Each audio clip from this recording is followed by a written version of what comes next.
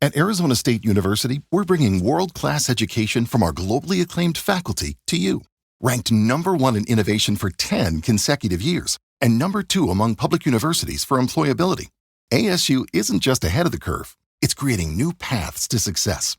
Earn your degree from the nation's most innovative university. Online, that's a degree better. Explore more than 300 undergraduate, graduate, and certificate programs at asuonline.asu.edu.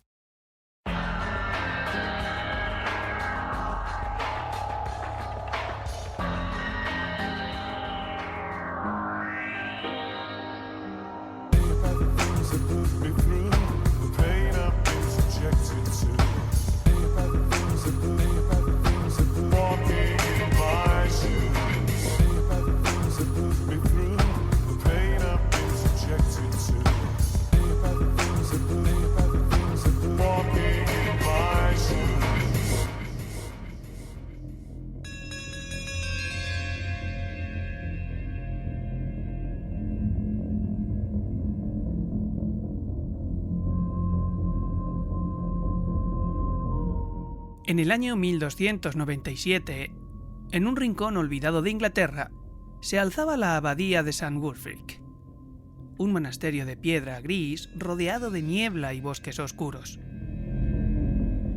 Dentro de sus muros, en una sala de techo abovedado, se encontraba una de las bibliotecas encadenadas más preciadas del reino.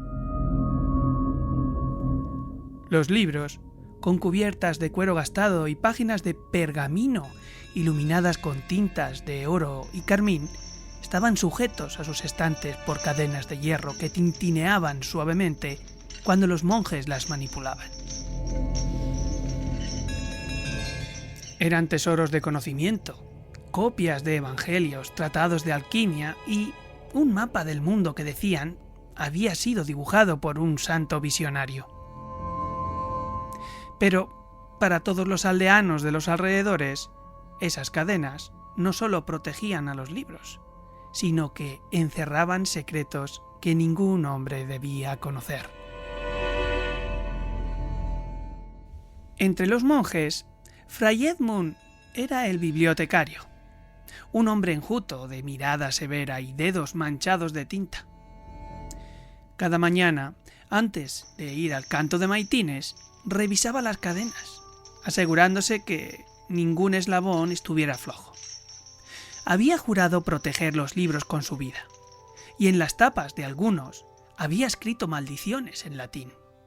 Qui furarum librum in aeternum debit, que quiere decir, quien robe este libro arderá eternamente.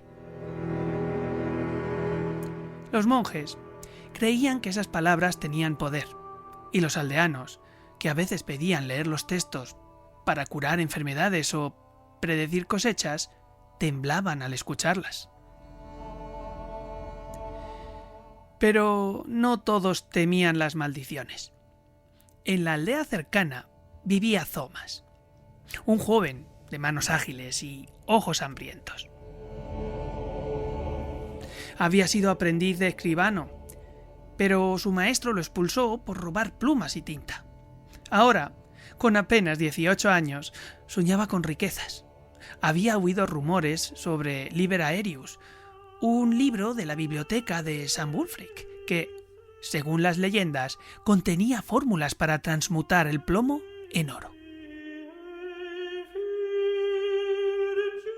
Si lograba robarlo, para venderlo a algún noble codicioso y escapar de la miseria, sería tan feliz. Pero las cadenas no lo asustaban. El hierro podía romperse, y las maldiciones, pensaba, que eran cuentos de viejos. Así que, una noche sin luna, Thomas se acercó a la abadía.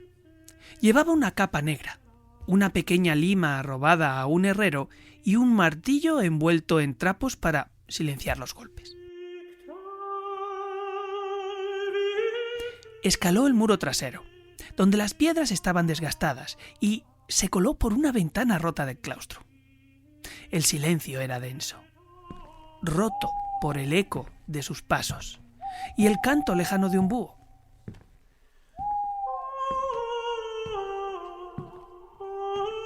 Llegó a la puerta de la biblioteca, cerrada con un candado tosco.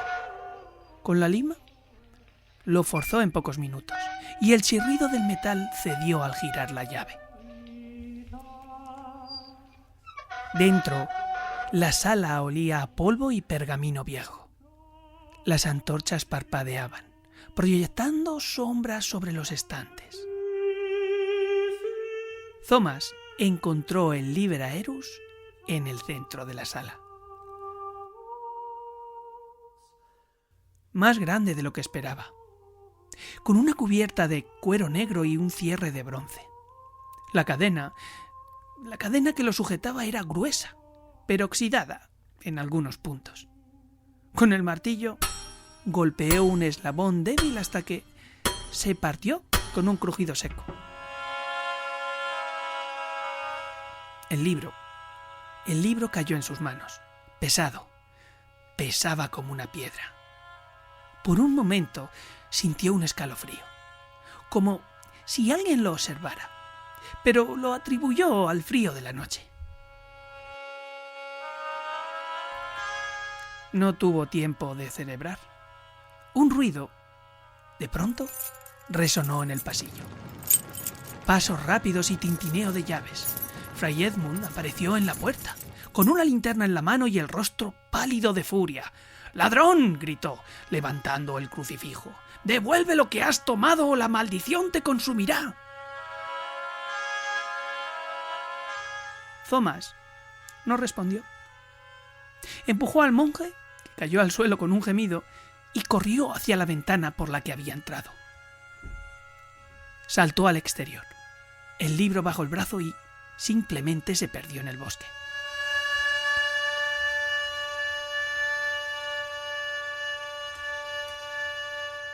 Al amanecer, llegó a una cabaña abandonada donde planeaba esconderse. Abrió el Liber Aerus, ansioso por descifrar sus secretos. Las páginas estaban llenas de símbolos extraños y textos en latín que apenas entendía. Pero mientras leía, algo cambió. Las palabras parecían moverse, como si la tinta estuviera viva, y un calor abrasador comenzó a subir por sus manos. Intentó cerrar el libro, pero el cierre de bronce no cedía. El aire se llenó de un susurro grave, una voz que repetía las palabras de la maldición de Fray Edmund. Esa noche, los aldeanos vieron humo saliendo del bosque. Cuando llegaron a la cabaña, solo encontraron cenizas y un montón de cadenas rotas. Eso sí, aún calientes al tacto. Del Liber Aerus no había rastro, pero algunos juraron que, entre los árboles, oyeron un eco de risas profundas, como si el libro hubiera reclamado su precio. En la abadía, Fray Edmund mandó reforzar las cadenas de los libros restantes.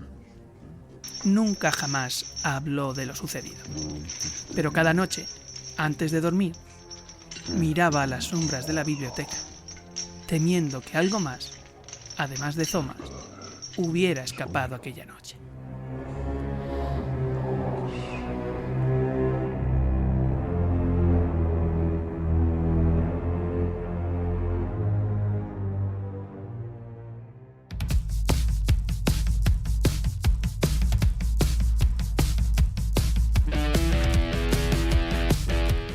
Y bueno, hasta aquí la historia de hoy.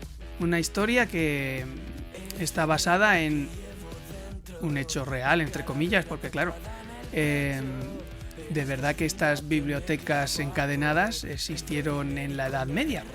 E incluso podemos ponerle nombre, como por ejemplo una que hay en la Catedral de Hertford, que es del siglo VIII después de Cristo, donde todos los libros aún se mantienen bajo llave en sus cadenas originales. Y es que estas bibliotecas encadenadas existieron en la Edad Media porque los libros eran un bien relativamente raro y, por lo tanto, valioso. Encadenar los libros a los estantes se convirtió en el sistema de seguridad más extendido y efectivo de las bibliotecas de toda Europa. De toda Europa y del resto del mundo, por supuesto. Esto pues evitaba el robo de los materiales de la biblioteca, porque bueno, sí que se vendía, había un mercado negro y había libros valiosos que podían alcanzar un alto precio. Por supuestísimo, hablamos de que en la Edad Media los libros eran un bien que era caro y estaban reservados solo a unos pocos privilegiados. Por eso estaban tan valorados los libros. Y era un objetivo pues para ladrones, estudiantes empobrecidos y bueno, esta es la pequeña historia que va asociada a esta catedral.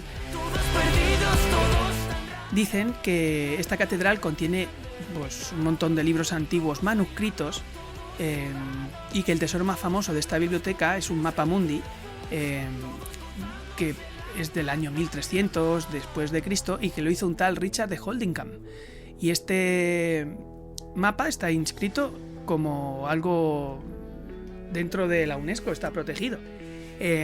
Otro de los objetos más valiosos, por ejemplo, de esta catedral de Hereford, que a poco que busquéis información en internet pues la encontráis, es unos evangelios de de cerca de 2000 años de antigüedad, en la cual está como escrita la Biblia con caracteres anglosajones, y también estaba junto a un relicario de roble, pero también dicen que todo esto fue como una especie de donación que hizo una familia católica romana por allá por el año 200 después de Cristo. O sea que fijaros qué cosa más curiosa. Y bueno, todo esto viene un poquito a la historia de hoy, viene un poquito a cuento porque estoy leyendo un libro que se llama Memorias de un Junco, de Irene Vallejo, y mola un montón porque explora un poco la historia del libro y la evolución que ha tenido como objeto y vehículo del saber. Os lo recomiendo porque es una narrativa que rescata pues unos momentos guapísimos en la cual los libros han sido protegidos, perseguidos o incluso reinventados, ¿vale? Perfectamente salen nociones y salen momentos en los que se ven los libros encadenados y cómo la gente rica intentaba tener la mayor biblioteca posible, que solamente estaba como en manos del clero y demás. También podemos pensar en un montón de películas, ¿no? Que están relacionadas con esto de los libros y demás. Todo el mundo se acordará de El nombre de la rosa, o bueno, hay varias películas como La biblioteca de Babel de Jorge Luis Borges del 41 o El último manuscrito de Blanca Miosi, ¿vale? Pero bueno, como estaba leyendo ese libro, pues he investigado un poco más y bueno, que me ha resultado una historia que realmente me merecía ser recordada.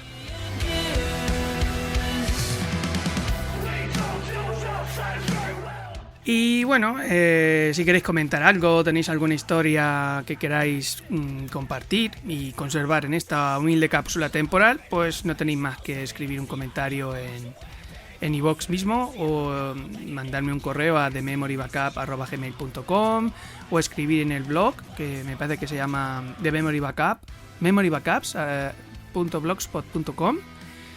Vamos, que así que poco a poco que busquéis encontráis cómo poder participar sin problema. Y bueno, nos podéis escuchar en un montón de plataformas, aunque todos los episodios están en iVoox mientras duren. También estamos en Apple Podcasts, Spotify, YouTube, yo qué sé, hay un montón más. Y el mérito muchas veces es vuestro, porque siempre estáis ahí al otro lado y muchas veces comentáis historias que merecen ser recordadas y aquí se quedan. Y bueno, no me gustaría terminar este programa sin hacer un poco una pequeña comparativa, ¿no? Porque fijaros lo valiosos que eran los libros, que había gente que se jugaba la vida robándolos. que se formaban leyendas, ¿no? Alrededor de las maldiciones y todo esto. Y hoy en día la evolución que tenemos, ¿no? Al acceso del conocimiento, que prácticamente ya no tenemos ni restricciones físicas ni encadenamientos medievales y estamos en una era digital, todo está ampliamente disponible para el que quiera aprender algo sobre cualquier cosa. Me refiero, si te gusta la electrónica, puedes leer documentos, mirar tutoriales, ver vídeos, buscar esquemas. Digo electrónica como podría decir, por ejemplo, aprender a tocar una guitarra. El caso es que el impacto de este acceso libre al conocimiento de la sociedad moderna ha permitido unos efectos un poco extraños, ¿no? Porque la verdad es que al final lo que sí que existe muchísimo es mucha desinformación y manipulación. Dependiendo del periódico que leas, el canal que mires, la radio que escuches y la red social que más te mole, pues vas a pensar más de una manera que de otra. O, por ejemplo, la superficialidad de todo lo que hay en la información. ¿Qué parte de la información que nos llega es realmente veraz? ¿Verdad? Nos quedamos en una especie de superficie que no creo que podamos profundizar nunca sobre temas cruciales, sobre todo en conflictos y cosas así, porque hay siempre unos intereses económicos ahí subversivos que no conviene. En fin, era una pequeña reflexión que quería hacer con vosotros y cuanto más, ya ves, que podíamos tener acceso a todo.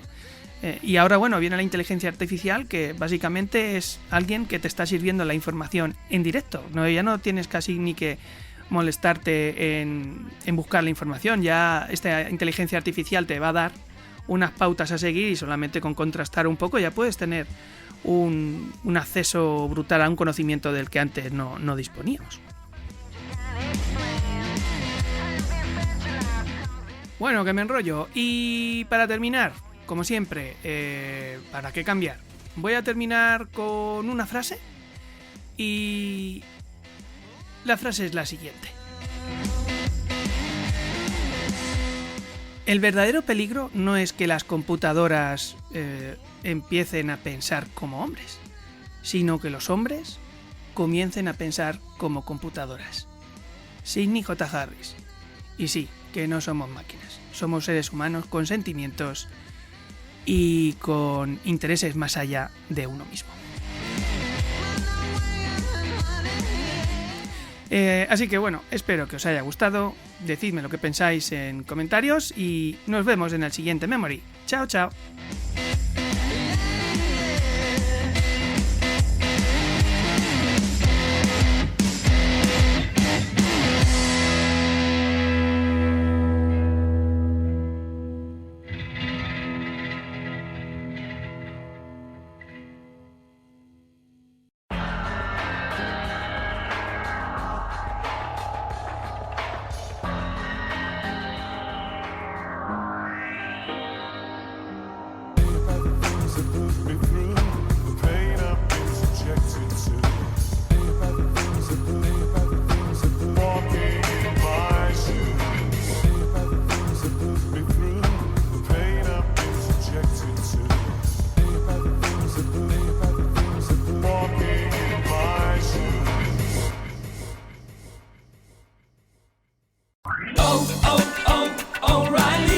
O'Reilly Auto Parts puede ayudarte a revisar tu luz check engine, luz ABS o luz de mantenimiento con O'Reilly Veriscan. El servicio es gratis y recibirás un informe con soluciones verificadas por técnicos maestros certificados ASE. Si necesitas ayuda, O'Reilly Auto Parts te puede recomendar un taller. Pregunta por O'Reilly Veriscan hoy mismo. O'Reilly Auto Parts.